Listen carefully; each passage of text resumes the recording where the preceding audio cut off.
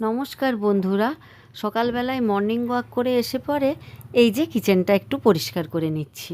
তারপর দেখছি টেবিলটাও একটু নোংরা হয়েছিল, তাই ওটাকেও একটু পরিষ্কার করে নিলাম। আজ বৃহস্পতিবার বলেই সকাল সকাল স্নান সেরে পুজোটা করে নিচ্ছি। ছেলের বিয়ের সময় বৌমা ওর বাড়ির ওখানে উপহার হিসেবে বড় মার এই ছবিটি পেয়েছিল। এবার গোপুসোনাকে একটু দুলিয়ে নিচ্ছি। চলুন ছেলেকে খেতে দেব, তার জন্যে একটু থালা সাজিয়ে নিই। এই যে ভাতটা দেওয়া হয়ে গেছে, সাথে দেব নুন, লেবু আর লঙ্কা। আজ করেছিলাম একটু কচু ভর্তা, ওটাই দিয়ে দিলাম।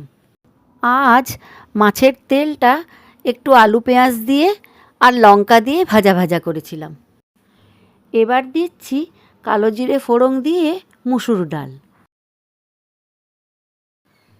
এই যে ভেন্ডি আলুর তরকারিটা দিয়ে দিচ্ছি, আর সাথে সর্ষে বাটা দিয়ে মাছ ঝাল দেওয়া। শেষ পাতে রইল আমের মিষ্টি চাটনি।